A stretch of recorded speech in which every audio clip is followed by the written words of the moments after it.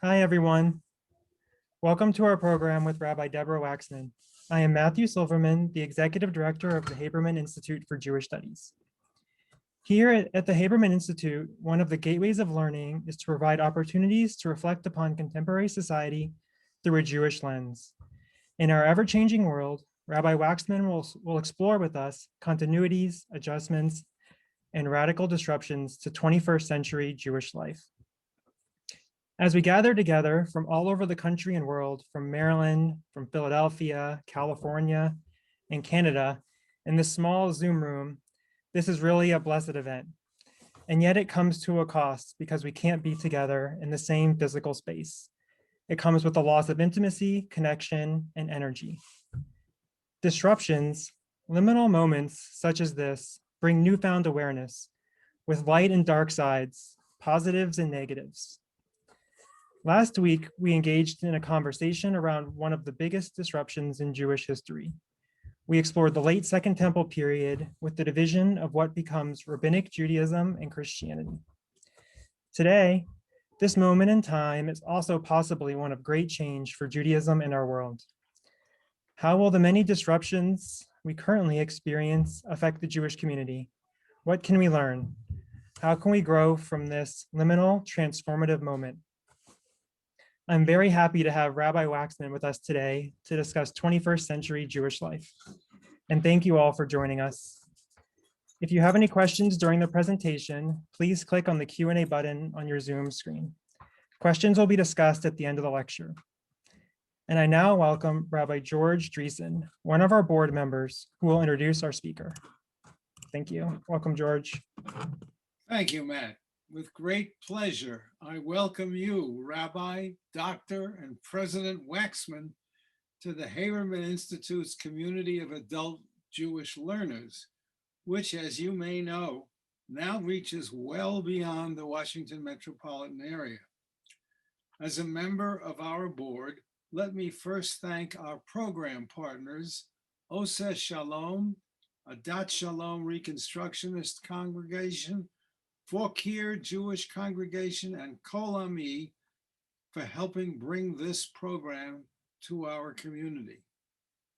Tonight's lecture is being presented in honor of Rabbi Dr. Emmanuel Goldsmith, our own Rabbi Manny, for his years of service as a professor of Yiddish language and Judaism and as a congregational rabbi, enabling Jewish lay leaders and rabbis to understand and appreciate Reconstructionism and its founder and his philosophy, Dr. Mordecai M. Kaplan. The Haberman Institute is grateful to an anonymous donor and to our program partners for helping fulfill our vision of a Jewish community enriched through lifelong Jewish learning. Thank you all. Deb and I were RRC classmates more than 2 decades ago, and I was sure even then that she had a great future ahead of her. So if you'll permit me, Deb, let me introduce you to our students for the evening. They should know, as I do, how accomplished you are. I've even read your thesis. Rabbi Waxman is the first woman rabbi to head a Jewish congregation, a congregational union, and a Jewish seminary. She became president of Reconstruction Judaism in 2014.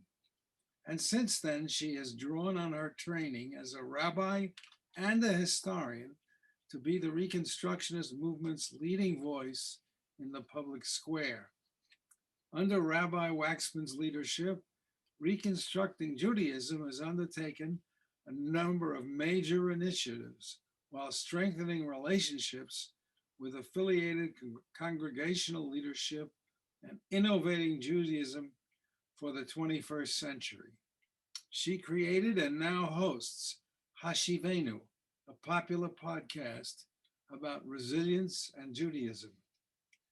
Since 2002, Rabbi Waxman has taught courses on Reconstructionist Judaism and practical rabbinics at the Rabbinical College, where she is the Aaron and Marjorie Ziegelman Presidential Professor. Waxman is a graduate of Columbia College, the Reconstructionist Rabbinical College, and earned a Ph.D. in American Jewish History from Temple University. Her topic today is Rooted and Relevant, 21st Century Jewish Life. Please give a warm welcome to Zoom welcome to Rabbi, Dr. and President Deborah Waxman. Thank you so much, George. It's such a blessing to be with you. And I want to extend my thanks, my deep thanks to everybody at the Haberman Institute, to Matthew and to Rebecca and to Melissa. And I'm so honored to be a part of a program that is celebrating the life and the work of Rabbi Manny Goldsmith. It's really, it's a great honor to me. I want to talk personally before I dive into my topic and refer back to my biography a little bit. George just spelled out my friend and my classmate and my colleague and my teacher, George Driesen, Rabbi George Driesen, spelled out that I am both trained as a rabbi, a Reconstructionist rabbi, and I have a doctorate in American Jewish history. And I want to talk for a second about the tension between those two roles. I would say it's a creative tension, and it's one that I at all times try to harmonize.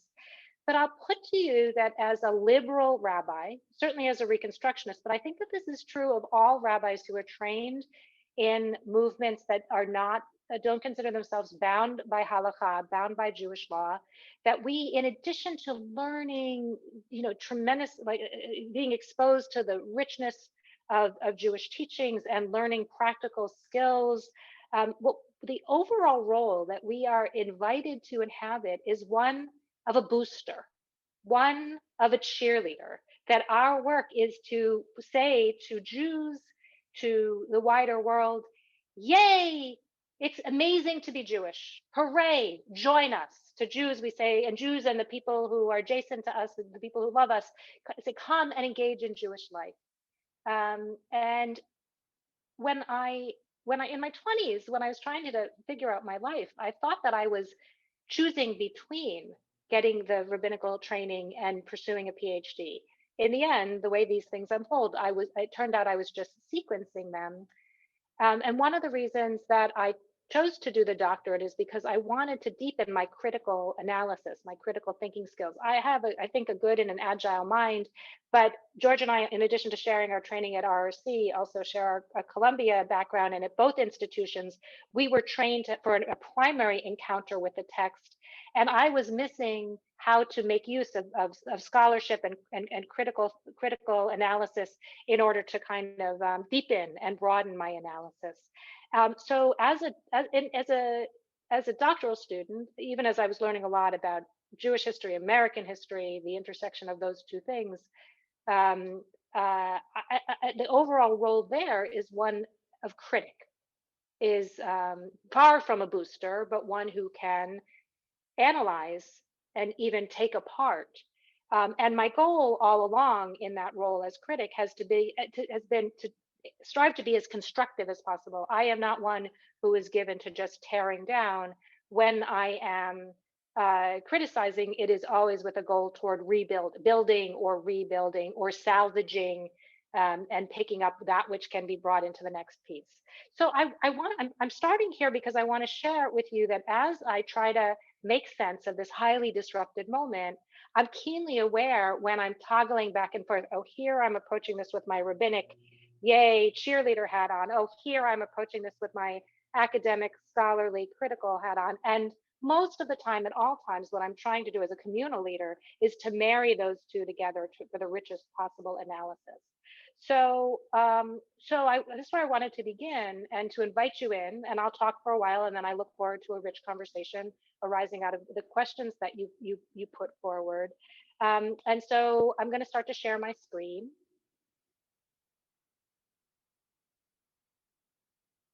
Great.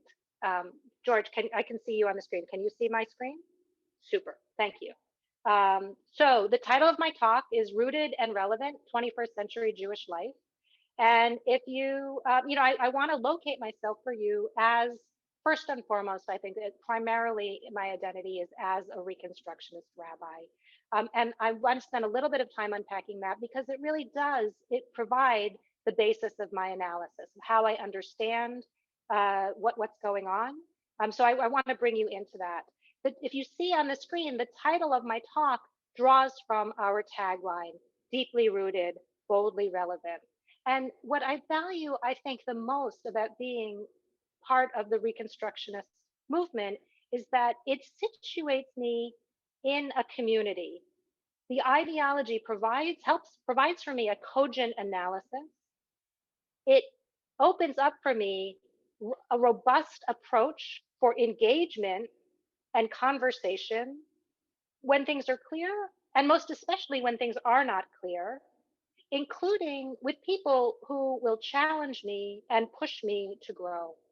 So with that, I want to share with you a little bit. I know that there are many Reconstructionists on the call, and there are some of you who I presume either just know a bit or maybe been to one of our congregations, or some maybe perhaps some who don't know anything at all. I promise it's the shortest part of my talk, but I just want to share with you a little bit about what is Reconstructionism and how it informs my approach to the 21st century and the life and the community that we're building. So ooh, now I gotta get this, I gotta get it to move. On the biggest possible level, Reconstructionism is part of a liberal Jewish response to the onset of modernity in the late 15th and early 16th century. Even as we are now in the postmodern era, we are still grappling with, in key ways, challenges and opportunities that were presented to us at the very beginning of modernity. So we're kind of at all times toggling back and forth between those realities. So first and foremost, one of those challenges was the rise of scientific thinking and the emergence of rationalism as a major paradigm that challenged in very profound ways the religious sensibility that characterized pre-modern times. Before the onset of modernity, the answer to questions of why about this, or why does this exist? What is the background of that? The answers to that were always religious, always supernatural, because God made it so.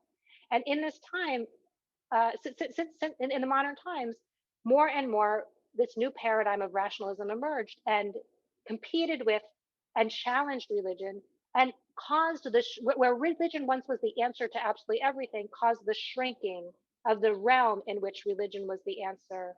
So that for many folks, it shrunk just to the home. And Reconstructionism resonates deeply with rationalism and seeks to harmonize it with religion. And I'll get into that a little bit more when I'm in the meat of my talk. Another longstanding challenge that we still grapple with is that modernity introduced the emergence of the modern nation state. So instead of the king, we shifted more toward representative governments, especially in the West. There's a lot to say about the implications of nationalism, but the main point I want to make for our talk is that it was at that moment that for the first time in millennia, maybe ever, Jews could be seen as individuals. That prior to that, we understood ourselves, everyone understood themselves as part of some collective. So we internally understood ourselves as Am Yisrael, as the people Israel, and the outside world understood us as Jews. And you see that reflected in our liturgy, most of which is in the first person plural. Avinu Malkeinu, our father, our king, or if you translated even our mother, our queen, or Ahava Rabbah, Ahavtanu, we are loved by an abounding love. Certainly the individual was there. Much of the Psalms, emerging from biblical times, they were written in the first person, but the primary understanding was as an individual. And furthermore, that we could identify with the state. We were not just free-floating individuals, but we were citizens of a particular state. And so that has presented complications of how we understand ourselves, because since that time, it was the first time that we started to see a separation, for those of you who were at last week's lecture, since the establishment of rabbinic religion after the destruction of the Second Temple, when Judaism emerged as a religion, only in modern times did we see a separation between Judaism as a religion and Jewishness, the experience of Jewishness separate from that religion as a culture or as an identity. And we struggle a lot of times. People will say, well, I'm not a religious Jew, I'm a cultural Jew. And then there are those who, like there's all kinds of competition and competing understandings about what it means to be Jewish, and more to the point, what it means to be a good Jew. So Reconstructionism was part of this liberal religious response to all of these challenges, alongside the Reform movement, alongside the Orthodox movement, and the Reform movement, the Orthodox movement, the Conservative movement. There were other major responses as well, especially political, like the Zionist movement, and cultural. But the Reconstructionist response and its embrace of a liberal outlook, it meant that we continued to value halakha. We continued, I mean, this is a complete simplification, but in a nutshell, we continue to understand ourselves in relation to halakha as a rich, incredible resource to draw on, but not bound by it. In Reconstructionist shorthand, we say halakha has a vote, but not a veto. And that means that sometimes we are well known for the creation of the first bat mitzvah, which is the centennial is fast approaching. Sometimes it's about expanding halachic practice. Sometimes it's about sometimes it's about significantly altering it, like initiating an egalitarian get in divorce proceedings.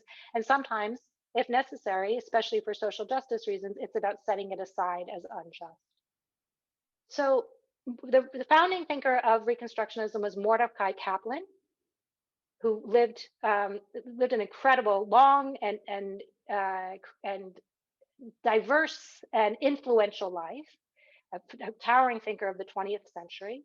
And he offered up Reconstructionism as a definition and as an approach. So Reconstructionism defines Judaism as the evolving religious civilization of the Jewish people. And I just want to unpack that for 1 second. I want to emphasize the nouns and then talk about the qualifiers, the adjectives. They're all really, really important, but we all know in grammar that nouns are the operative things. They're the things that you pay attention to. So those two nouns that I highlighted in red, civilization and people, the thing that I want to emphasize there is how both of them accommodate diversity.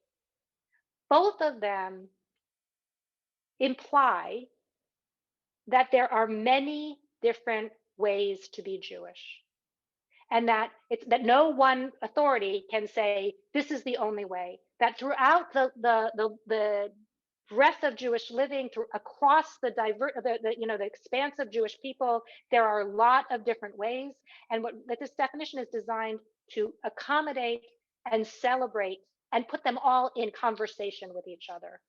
So you see there that the religion is there, it's there as a qualifier, it's there as an adjective.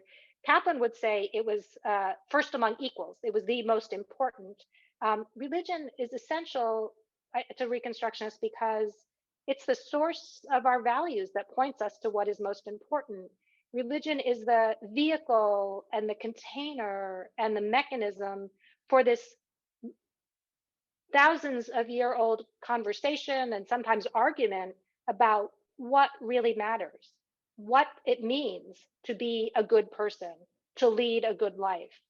Religion is how we ask, why are we here? And what are we supposed to do while we are here? So at no point do we want to cut ourselves off from religion. But I think, following from the founding circle, the founding generation of Reconstructionists, that our Jewish community is only strengthened when we acknowledge and even celebrate the fact that religion is not the only way to be Jewish. Because when you think about it, across millennia, there are only two things that are really consistent. One is the Jewish people.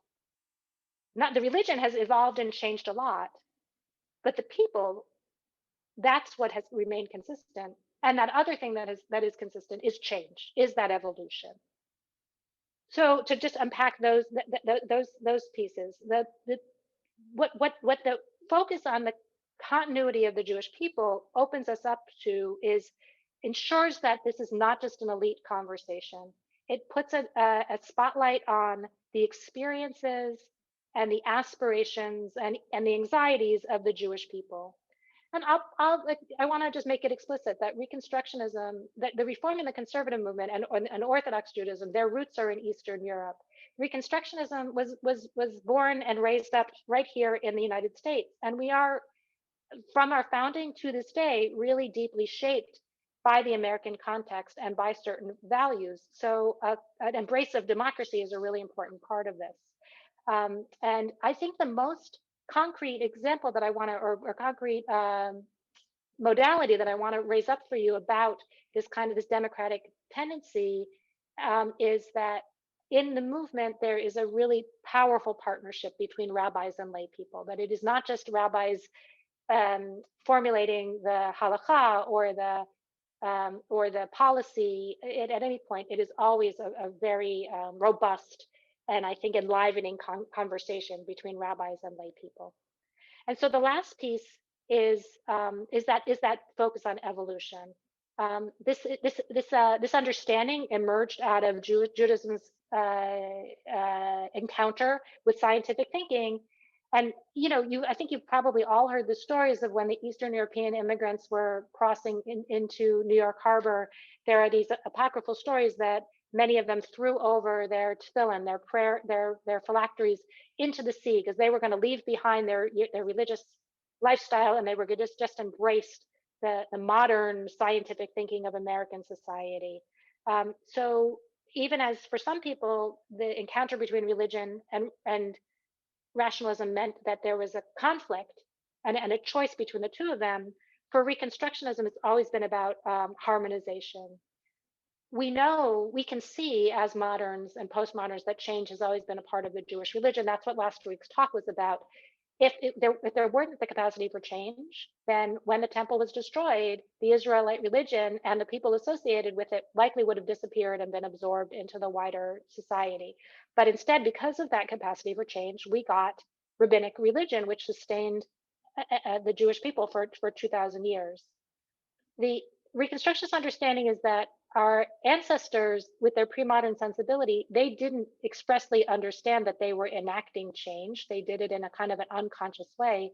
But we, as moderns and postmoderns, we can self-consciously introduce changes in responsible and thoughtful ways, especially when they're motivated by justice. And so one of Kaplan's, I think, most powerful teachings was that every generation is obligated to reconstruct Judaism. We can, indeed, we must create the Jewish community that we want to live in, and more to the point, that we want the next generation to live in. So just one word about my organization, Reconstructing Judaism, which is the central organization that is dedicated to advancing this approach. And we focus on 5 major areas. We train moral leaders from a progressive perspective. George and I were both privileged to study there. We support and connect and represent communities that are affiliated with the Reconstructionist movement. I'm so grateful to those congregations that helped to sponsor tonight's event. We foster innovation, partly by investing in new experiments, but our biggest efforts are online. And I would raise up Ritual Well, which had almost 400,000 unique visitors last year. We offer up a Reconstructionist perspective in the public square. We do that through op-eds and public representation. And I would point also to another website, Evolve, which really focuses in on both, I'll talk a little bit more about it, but cultivating covenantal conversation, deeply respectful conversation across difference on cutting edge issues of the day. And I would say more generally and diffused across the institution, we cultivate resilience. And that's a major focus of my podcast. We dropped a new episode today, focusing in, this season is going to focus in on resilience, Judaism, and racial justice work. So I wanted just to offer one last observation before I dive into the three major topics. I just want to make it explicit that I am offering up tonight an unabashedly religious viewpoint. I know you'll sit there and you'll say, of course, you're a rabbi. What else would you do? But even among the rabbinate, you have some people who are not necessarily, and you certainly we see this in the larger population, people who are not at all excited by or identified with Jewish religion. I hear very often, you may have even said it, I'm spiritual, but I'm not religious. So what I want to say to you in part about being religious, and I know my mom's on this call, so I apologize to her. She raised me, and my father raised me in the conservative movement.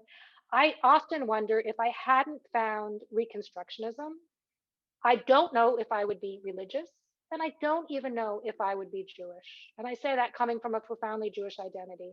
This approach that I just laid out for you has been incredibly enlivening for me. And it has really enabled me to be deeply religious. And I just want to share in a few moments why.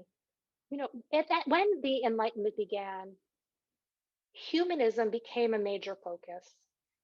The age of science and reason wrenched our orientation away from the divine and focused it on human capacity, which we know is vast. I profoundly believe that in our day, a religious perspective offers a critical corrective. It reminds us that we should never believe that we humans are the ultimate arbiters. We know what horrors we can perpetrate. We we have to have limits, whether we believe they are imposed by God or whether we willingly self impose them. I think that the task of liberal Judaism, Reconstructionism, along with other expressions of Judaism, is to identify what are those values that are so worthwhile that we should voluntarily submerge our individual desires to them. I am religious because of this invitation to ask ultimate questions. Why am I, why do I choose Judaism as my religion? It's not because I was only born Jewish. I'm religious and Jewish because I believe, inspired by the teaching of Mordecai Kaplan's and also others, that being Jewish enables me, it even requires me to be fully human, and it teaches me how. Being Jewish helps me to understand from centuries of teaching in multiple voices that being human is not about being solitary or even only tribal. Judaism teaches me that I am deeply interconnected to all living creatures. With all the agency I possess, I am I am responsible for the well being of other living creatures and for the planet as a whole. As I said, Reconstructionism is an attempt to harmonize religion and science. Science aids me in this religious understanding. Again and again, science demonstrates our deep interconnectedness and mutual interdependence. It's religion that helps me to understand how to act on it and points me toward a community to aid and support me in this action. So with this, I want to dive in to a couple of topics. The pandemic accelerated so many trends that were already present and also introduced some new developments. That's the thing about the study of history is that you know, as much as we all plan, as much as we all think things are going in one direction, the most powerful teaching that I take from Jewish history are all the unexpected things that alter the trajectory that we thought we were on. So one of the things that is happening is that the existential nature of the coronavirus pandemic is laying the groundwork or has seeded a religious revival. We're certainly seeing this in the Reconstructionist movement. I hear it from other Jewish leaders when I'm on national leadership calls, and I've spoken to faith leaders from other traditions. There is an increased interest in religious explanations and looking for leadership and looking for membership in communities. And to mirror that, to meet that and support that, there is renewed creativity among those religious communities. We've seen that many folks are turning to clergy. There's a rehabilitated role for rabbis, and we see that in our enrollment this year in our rabbinical program and in applications for next year across the Jewish community. I'm sure it's true here at the Haberman Institute. There's tremendous participation in online education. In our congregations, we have reports of folks who have moved away, zooming in, folks who have fallen away, rejoining, people bringing in family and friends. And as I mentioned earlier, views and accessing the resources of Ritual Well have gone up a third again during the pandemic. And I think, undergirding it all is the existential nature and a desire to connect and a desire to have a framework for meaning, to seek out ethical underpinnings of how it is we act, to access ancient wisdom. And I think I've really understood it as an opportunity to make the case for liberal Judaism writ large. And one of the things that I say at all times is to seekers, to folks who have not necessarily been connected to the Jewish community, is to remind them not in a rebuking way, but in a comforting way. You do not have to figure this out alone. There is deep wisdom from our ancestors about how to survive in challenging time. That is the very nature of resilience. We can look to them for how they have gotten through challenges like this. So that has been, that's part of what we see is happening now. And especially with all of the news about the vaccinations, for many of us, it's mostly news. It's about 15% of the population that has received at least one dose. We are starting to think about what comes next. And what we certainly, I'm sure you feel it and we hear in all places, there is, of course, the deep, deep, deep hunger to convene in person with all the implications of that. Alongside of that, there's this powerful recognition that digital participation like this has been amazing for people who could not or might not have participated otherwise. This is especially true for people with disabilities, and for people who really are very hesitant to participate in real life. So especially around the disability inclusion piece, there's also a justice concern. So there's so much we don't know about what comes next, but one thing that everyone is pretty certain is that this hybrid nature of being in person and being online is here to stay. And that it's on us to figure out how to do that so it is powerful for both. Right now, we know how to do it well in person and we know how to do it well online, with missteps in both places, but they look different. And part of the challenge ahead is to try to make it so it is a meaningful experience for both. And this raises so many questions. Those of you who are involved in congregational life, you've probably raised some of them yourself or heard them from other people. What's the significance of geographical proximity? As Matt said, there are people participating. I'm in Florida at this moment in time, that we're able to how amazing that we can all be together, but how does geographical proximity matter at all? At this moment in time, all rabbinic counseling is happening online. So this reality and its possibilities are making us think in new ways about old questions. What does this mean about education? What does this mean about participation? What does this mean about membership? So lots and lots and lots of questions. Here's again, as I said, what we don't know, but here's a few things that are starting to emerge as consensus.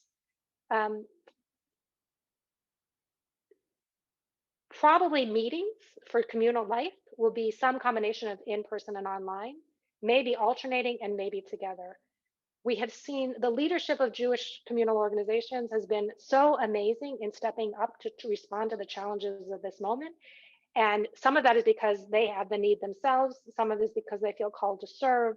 And some of it's because it's a lot easier to Zoom into a meeting when you don't have to get a babysitter if you have kids at home, when you don't have to get into a car to drive to that meeting. So we understand that probably how we govern ourselves and how we run our organizations is going to change. And I think there's also that recognition that for sure Zoom is a great way to engage out of towners, whether they're snowbirders or snowbirds, or whether they're family members who live afar or people who've moved away. So, and what that means for membership again, and what you get for your membership dollars is pretty open, but it is very exciting about how it expands a virtual footprint. And I will say that going forward, at least one day of Shiva will be on Zoom. That as hard it has been for folks who have lost people to mourn and to miss out on the kind of support that comes into homes and the hugs that are offered in comfort. What has also been very redemptive is holding Shiva Minyanim, where people can participate from around the country, from around the world. And I fully anticipate that some combination of in-person and online will continue. And then beyond that, we held a meeting about what comes next about 10 days ago, where we had fully 2/3 of the congregations in the Reconstructionist movement participating. We are all sharing best practices, imagining together, and we expect to try to gain insight from the wider world and share it with our congregations. But it's still an emerging reality. I will make that final observation on this topic, that one of the things that I think COVID has done is to reinvigorate networks and certain communal institutions if they've risen to the occasion. That the tendency, the trend toward independent synagogues and standing alone has meant that some of the resources and some of the mutual support that we've been able to offer and other networks have been able to offer are not necessarily available to them. And I think I see that certainly within our movement. I see the incredible role that the Jewish Federations of North America has played in a way that I think has really revitalized its significance in American Jewish life. And we're part of the National Pandemic Task Force, and I'm hearing that across the CEOs of those networks as well. So that's a very interesting, potential change in a trajectory in a new direction. So the pandemic happened in a larger context, which was, as I think we all know, probably with great pain, a profound breakdown in civil discourse and a rise in populism. And, that's been true in the Jewish community, and it's been happening in the wider world as well. And I really believe that a lot of the consensus that we have lived in over the last since World War II has really been it was fraying, and it fell apart. It was maybe, some people took a sledgehammer to it over the last couple of decades. And I do believe that the work of the moment across the board is to help to midwife a new paradigm that will help us to be more connected rather than at each other's throats. And there's, I think, so much that we can do to help to model that and to help to bring that to life and bring that out into the world. And foremost among that is how we conduct ourselves within the Jewish community. And I think the way forward to do that is to promote what I would call covenantal conversation. I think that this is how we can model, and this is how we can offer up and begin to bring to life this new paradigm. And I would suggest that we draw from the core text in Jewish life, the Shema, the central prayer, which raises up what I would call sacred listening. It's very often translated as "Hear, O Shema Yisrael," "Hear, O Israel," but that the word lishmoa, the verb lishmoa, can be translated many different ways. It can, of course, be hear, but it can also mean to listen, which is far more acute, or even to heed, to pay attention. One of our graduates from RC, Rabbi Darby Lee, is profoundly deaf, and he often will translate certain prayers into some version of American Sign Language. And he never uses the sign for hear, which is this, because that is meaningless to a deaf person. They're not going to hear whatever it is you're saying. Instead, he uses the sign for pay attention, which is this. Focus your thinking, focus your listening, so that you can listen intensely, move away from argument, and enter into conversation with the possibility that you will be transformed by that exchange. And I think in addition to the listening, we can pair it with the speaking, the recognition that is born out of Jewish speech ethics that, like God, we create whole worlds with our words. So I think part of our work is that we have to begin to speak not from a visceral place, but with intentional language that can enable us to join ourselves into webs of mutual connection and obligation. So in the Reconstructionist movement, we're pursuing this in this, what I think is really essential work in many places, but I want to raise up two really quickly. One is we have a joint Israel commission, joint because we sponsor it alongside the Reconstructionist Rabbinical Association, and it's comprised of rabbis and lay people. There's that partnership that I was talking about earlier, and there is a huge range of opinion across that commission. But the commission, its mandate is to is civil conversation, is covenantal conversation. That part of the modeling that they're doing is to demonstrate how to be in community from perspectives spanning the right to the left. And the other place that I want to raise up is with a website called Evolve, Groundbreaking Jewish Conversations. It's more than a website. There's a podcast and there's some there's some video resources as well. But its main focus are conversation sparking essays that feature thought leading rabbis and leaders and creators on a range of urgent issues of our day. And the point of Evolve is to bring multiple voices together, to listen to each other's point of view, and to interact respectfully. There's the content and then there's the modality, and both are equally important. And the goal of this project is to cultivate constructive, respectful, groundbreaking conversations on the most challenging topics. And we try to do this both online and in person. So we intentionally post a wide range of views, including some we don't necessarily endorse, in order to kind of build up our muscles for accommodating and even embracing difference. And we are really explicit in the values that we bring to this approach.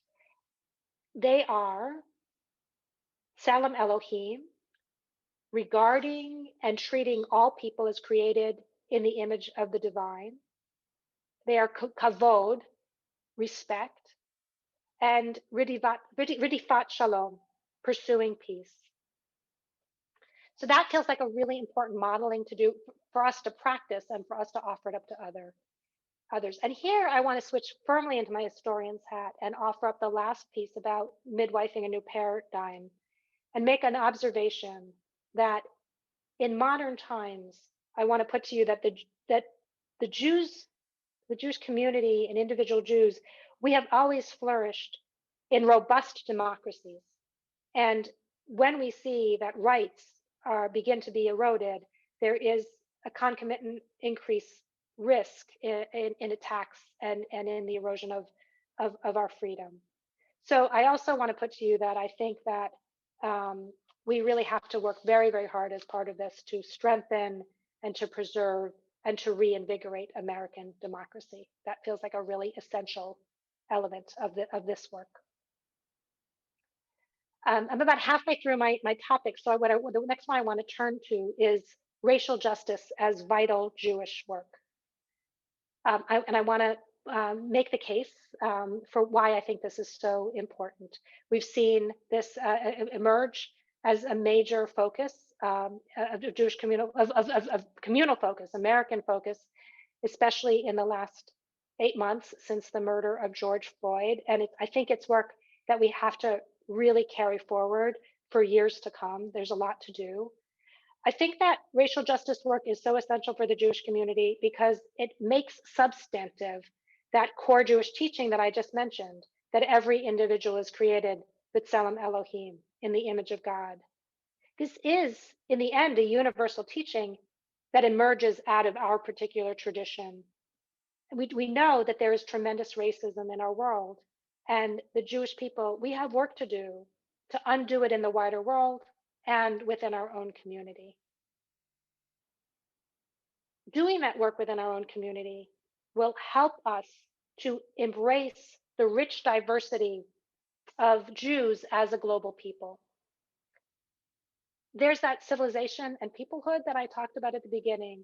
Jewish life has always flourished in a wide variety of settings, and throughout our history has always been nurtured by Jews of many colors and backgrounds. Anyone who's visited Israel, you can see this on this reality on the streets. And studies of our American Jewish community show that Jews of color make up between 12 and 15% of our community. And so many of our organizations are still dominated by what we might call an Ashken normativity, a sense that a Yiddish inflected Eastern European approach is the only or the most authentic expression of Judaism. And that's true of representation of who shows up.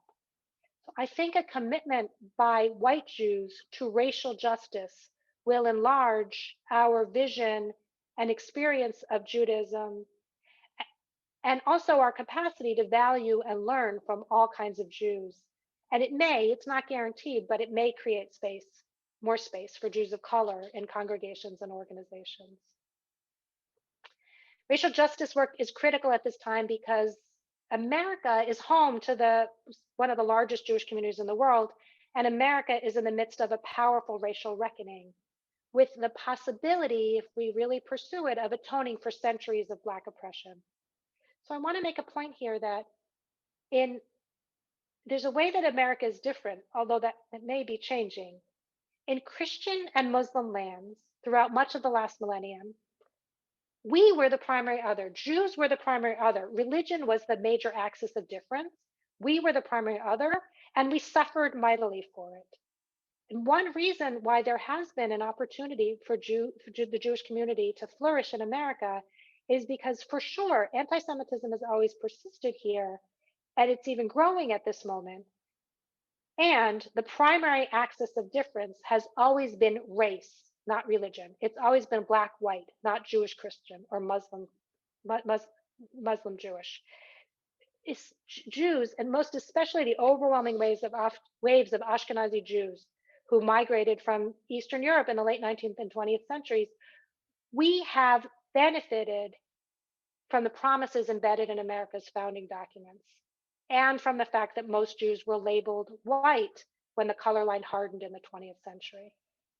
So pursuing racial justice work enables white Jews to untangle the ways in which we have been aided by white privilege and by structural racism, so that we can undo its harm to Black people, Jews and non-Jews, and also its harm to us. Doing this work, I think, can enable us to stop ignoring or injuring Jews of color in our communities, and can help us to see them more clearly, to embrace them as family, to be led by them. And it can empower white Jews to be potent allies for Jews of color and for other minority groups. And here's where I want to talk about coalition work.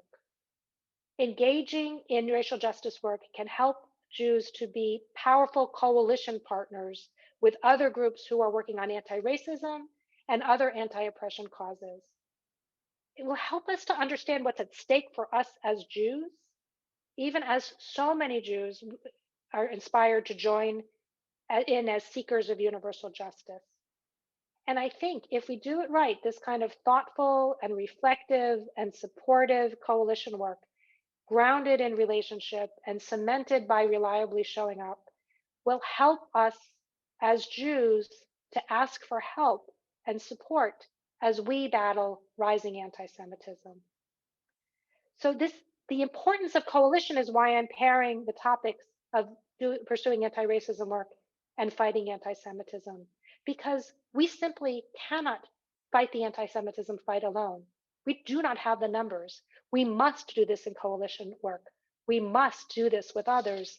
We have to do the work we can to support them in their causes, if and as we ask them to support us in our work.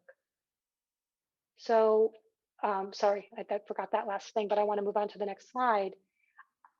You know, we are all struggling. We are all grappling with what are the roots behind the rise in anti-Semitism.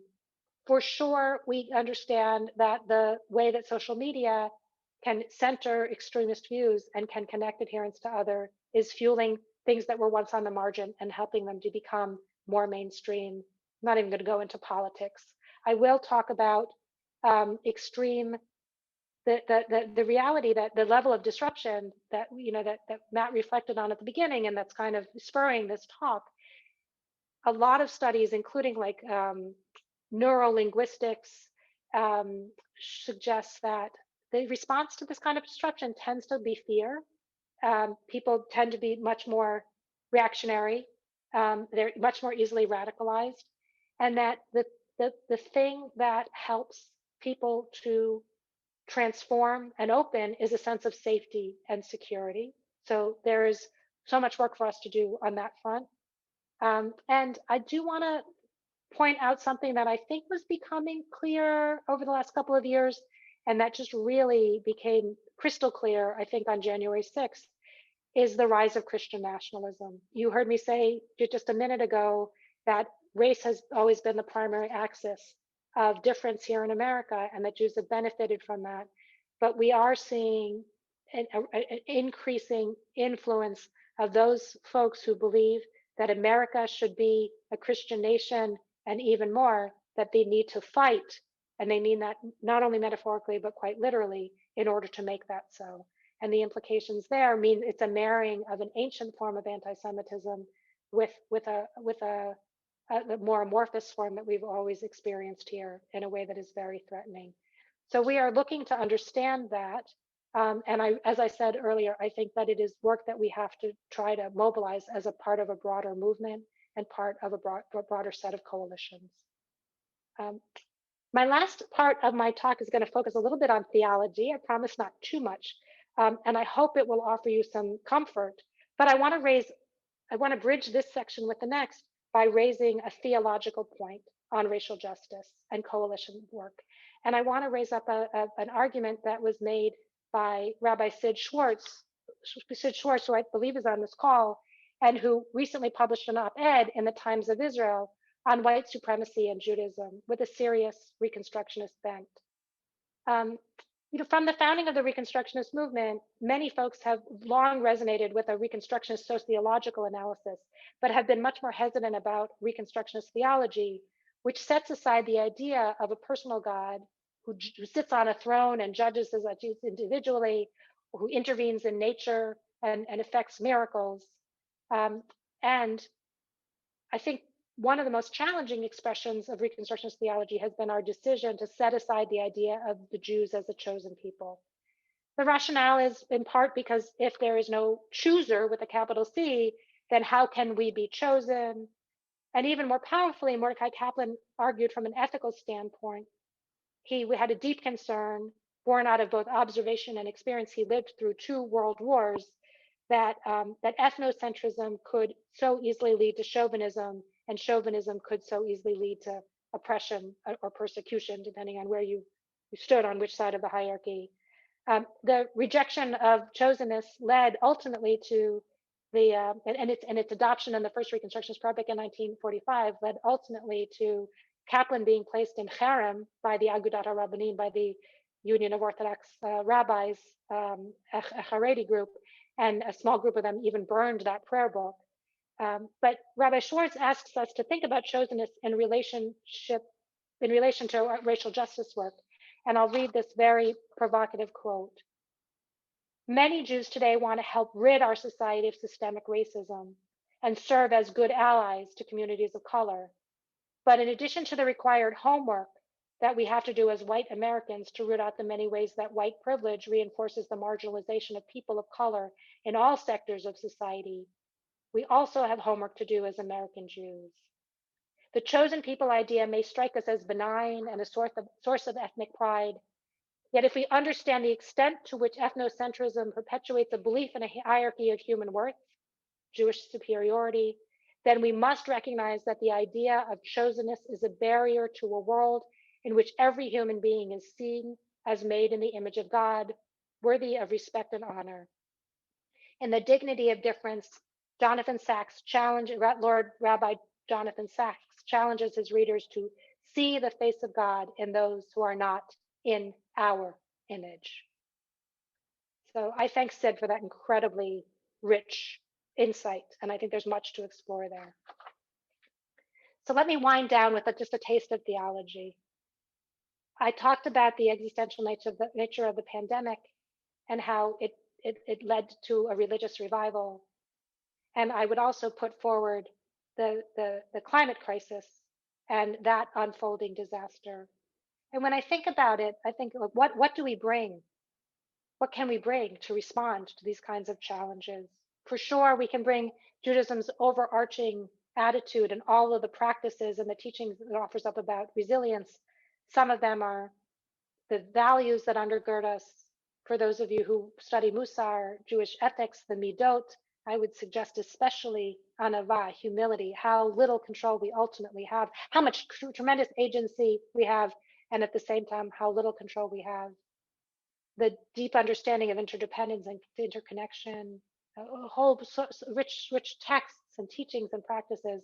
And I just want to end a little bit with theology, because what we've learned again and again, and at this time, is that chaos exists.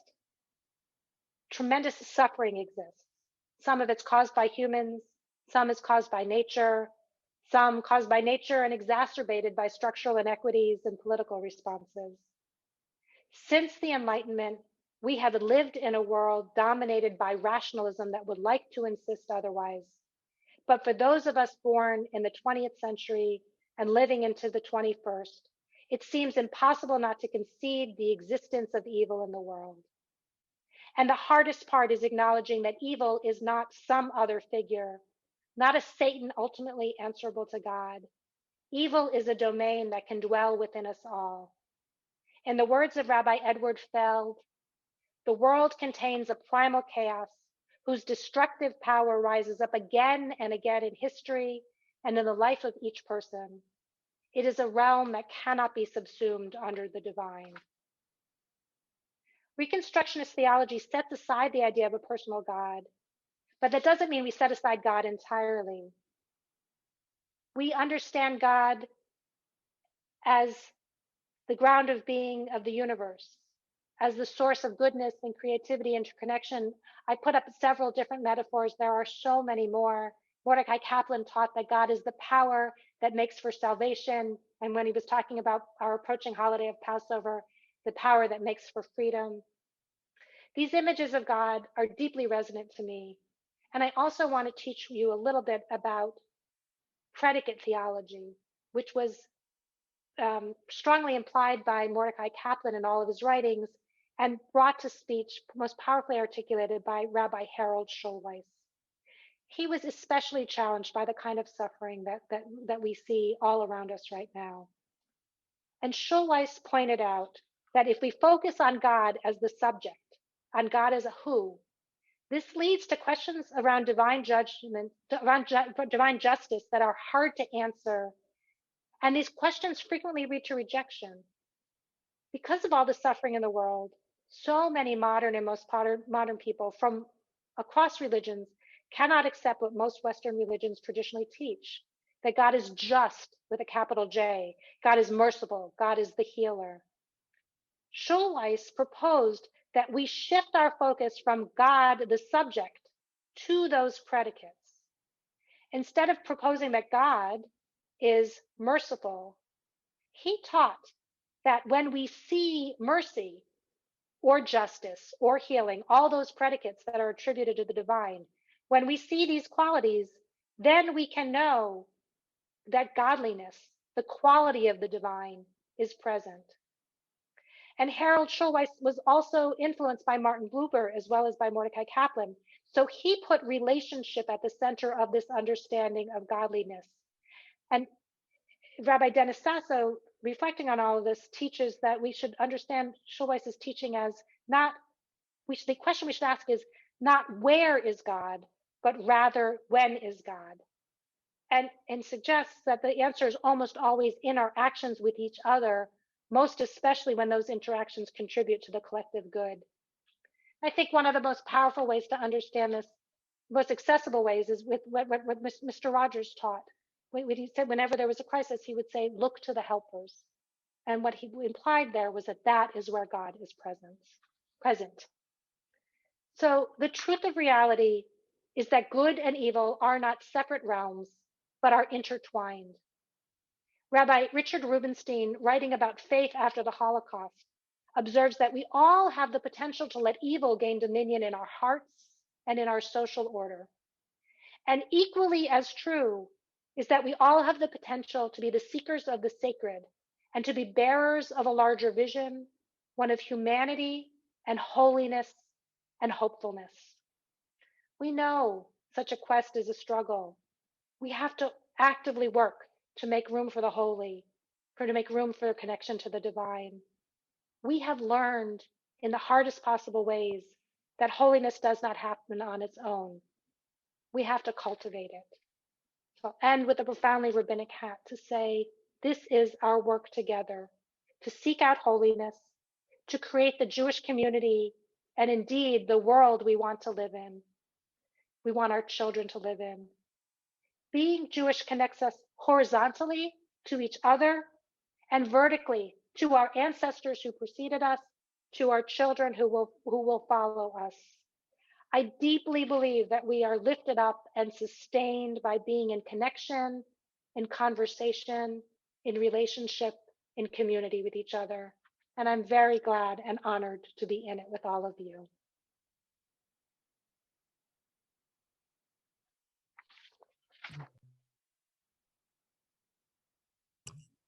Thank you. Thank you, Rabbi Waxman, for a very engaging lecture. I know going back to one of your notes early on. Sorry, I don't see you at the moment, but I'll assume you're still there. I'm here. Okay. Oh, my screen changed. Sorry.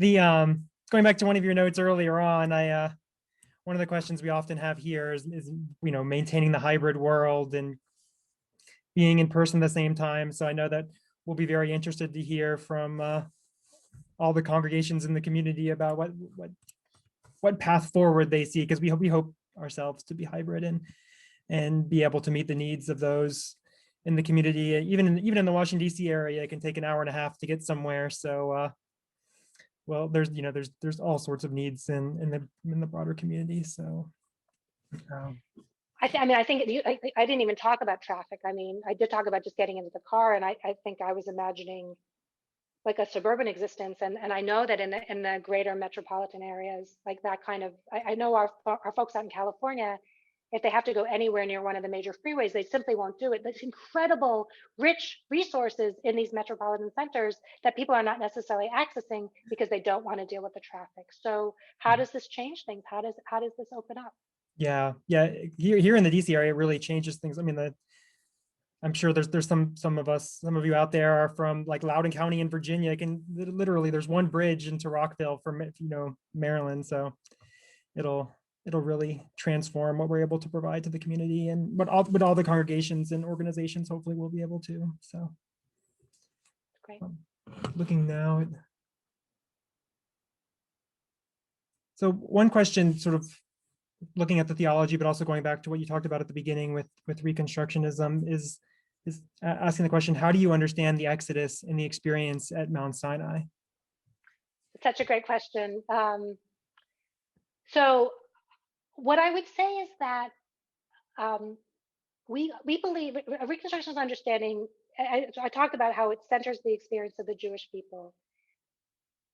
For sure, the Israelites who stood at the shores, stood at the base of Mount Sinai, they clearly had just had some powerful experience of redemption. They had some powerful experience of revelation, and they captured it and set it down, they themselves or subsequent generations, in the best possible way that they could, using the language and the conceptualizations and the experiences of their time, with all of their beauty and all of their potency, and also all of their limitations. So we are heirs to that record of of revelation, of record of creation of covenant, record of encounter, and we study it trying to penetrate and capture the potency of that experience for them, and recognizing how constrained and shaped they were by their own society, their own social and cultural understandings. So we try to honor theirs. We acknowledge that revelation is continuous, and that we at all times when we study Torah, we are turning ourselves back to trying to both inhabit and even replicate their experience. Um, but we don't, and that is just different from saying God literally revealed the Torah in its form at Sinai, and we are bound by it in its original form with modest interpretation to this day. It is a profoundly anti-fundamentalist approach.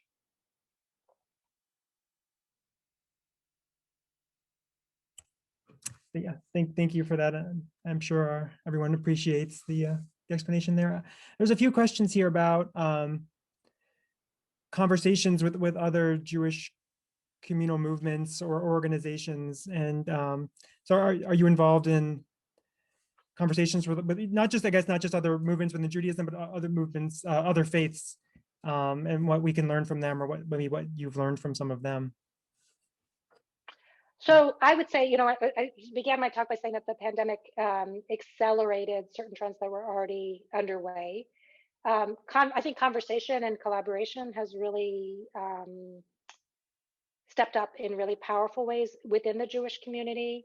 Again, I want to raise up the Jewish Federations of North America, who bring, there has never before been a table where the heads of all the major Jewish organizations sit. There's the Conference of Presidents, but that's about Israel. That has a focus on Israel. And now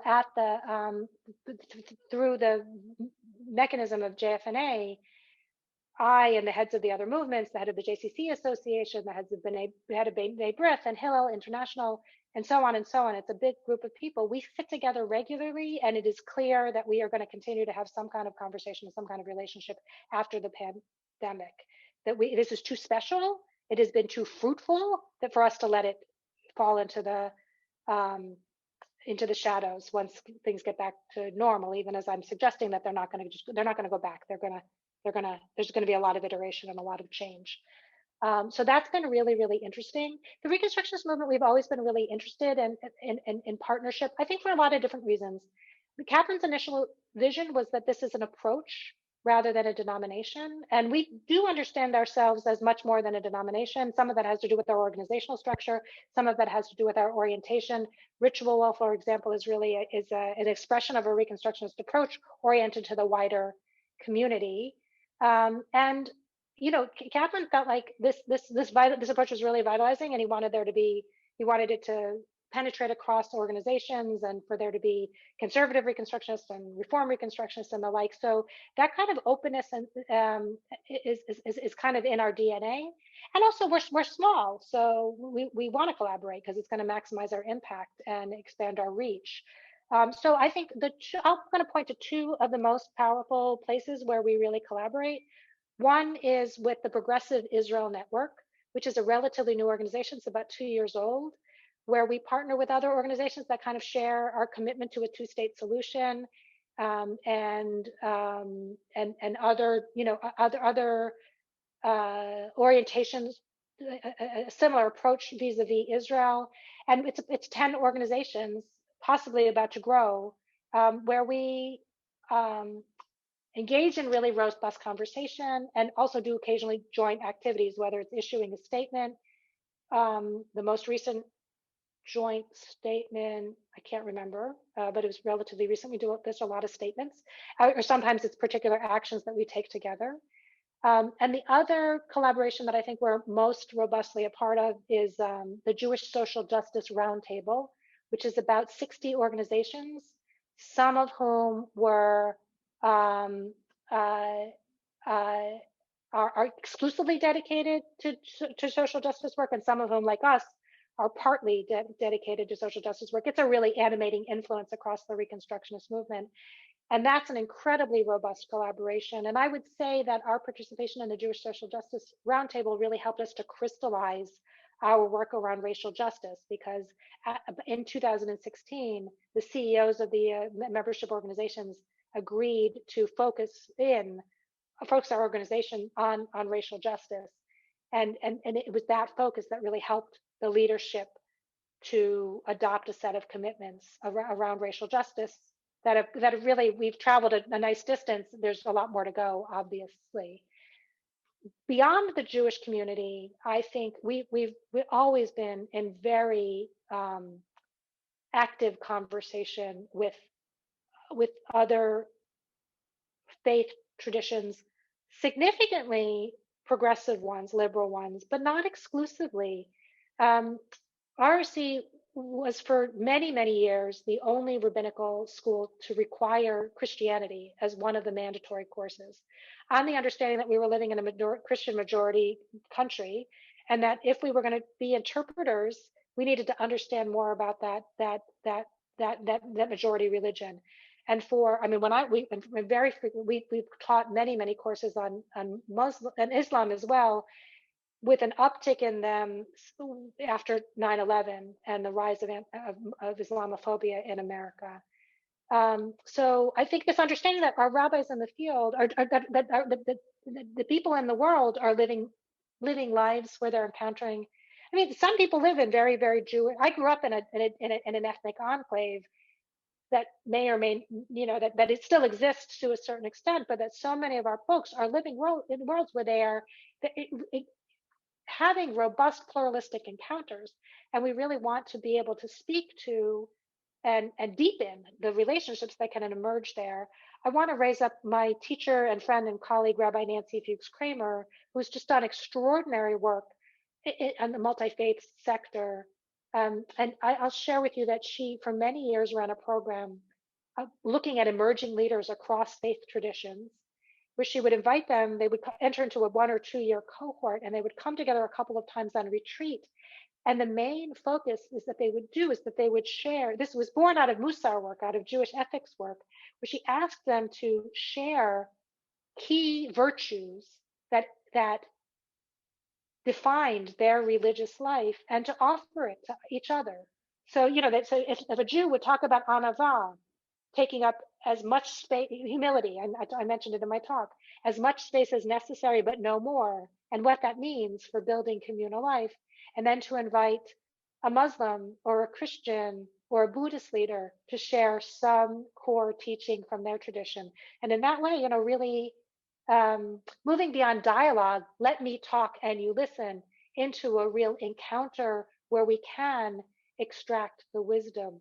I guess the last thing I'll talk about just on that front is, like, we at RRC, one of the ways at the Reconstructionist Rabbinical College, our leadership training institution, one of the ways that we raise up other leaders is through Jewish spiritual direction. And there's a tremendous amount. Spiritual direction is about trying to discern the presence of the divine in our everyday lives. And it's an individual conversation, usually between a director and a person. And it's trying to maximize holiness, trying to cultivate it and bring it out. So much of it, even as we've totally Judaized it, it emerged as a Christian practice, as a Catholic practice.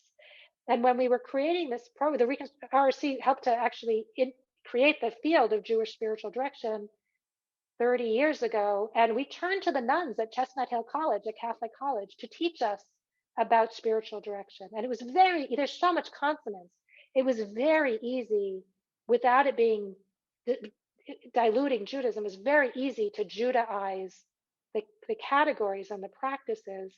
But I think it was like Mordecai Kaplan himself was a real bricoleur. He would take anything that worked in order to incorporate it into his analysis and into his recommendations for Jewish life.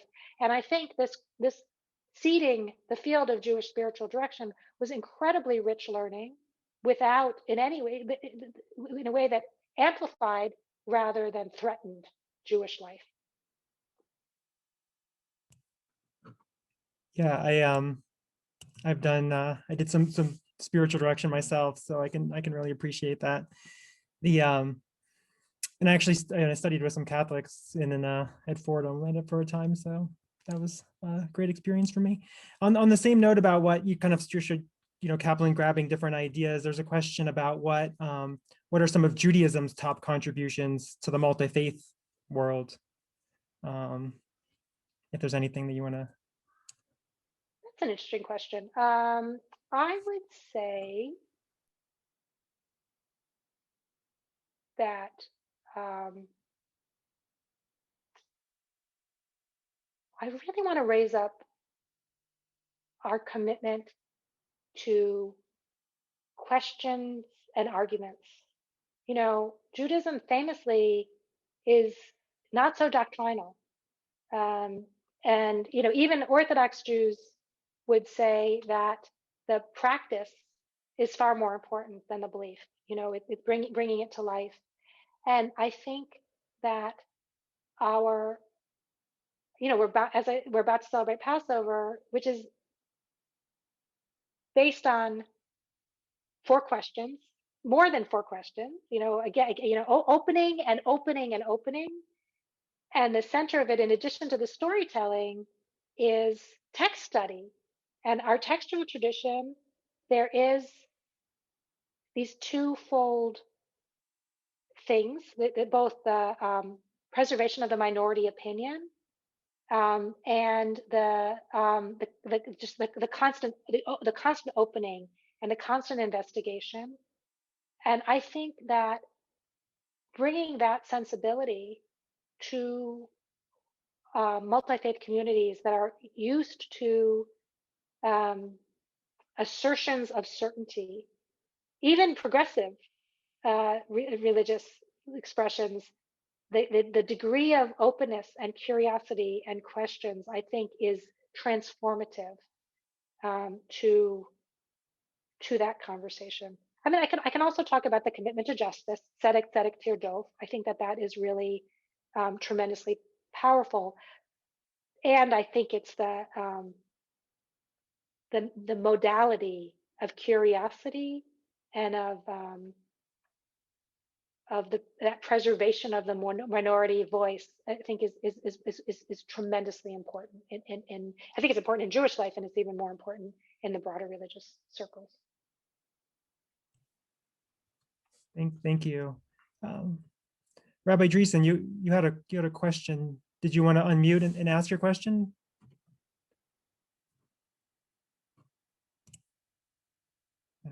I wrote it out. It's in the Q&A now, I think. Didn't somebody write?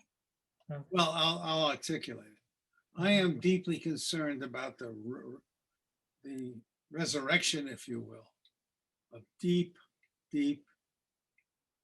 hostility to rational thought that we are witnessing. And at the same time, a downplaying of democracy. And I am wondering how the devil, Reconstructionism especially, but all of Judaism, can survive that continued movement. If, God forbid, it continues, it seems to me it's continuing to intensify. I was very active politically in the last campaign, and I'm very conscious of what's still going on. It's as if there was no end to the conflict that preceded the end of that should have ended with the election. It just seems to be going on and on and on. And I'm very concerned about the future for my grandchildren and my children. My life's going to be too short, but if this goes on, I'm terribly pessimistic for the first time in my life. I think, George, I mean, George, as you said, we've known each other almost 30 years, and that makes me so sad to hear you say that. And I can't argue you out of it. I have every reason to be concerned. I think the best, I said to someone, I'm a chavera of Tru'ah, the rabbinic call to human rights. And I was at a protest march in February of 2017 that Tru'ah organized. We were walking from, I can't remember where we started, but we were walking to one of Trump's properties in New York. And I was walking with Rabbi Shai Held, who's of Hadar, who I think is an incredibly important teacher at this moment in time. And I said to Shai, I feel like I'm standing in the midst of ruins. I knew that there were cracks. I knew that the structure was fragile. And I feel that since the November election, that's when I started working on the podcast Hashivenu, was just knowing that I needed to bolster myself as well as everyone. And I said, I knew there were cracks, I knew there were fissures, and I feel like it's all come tumbling down. And I also said that what I said to him was that our work now is to salvage what we can and begin to rebuild. And so you heard me say that I like about midwifing a paradigm. It's not that if believe me, if I knew what it should look like, and if I knew how to achieve it, I would be Mashiach. I would be I would be a leader in the world. And I'm not that. I am groping and stumbling. And, I think that our work right now, especially leaders, is to put up the fragments of prayers and analyses and exhortations that will get us to that next paradigm. It is urgent work. We must do it.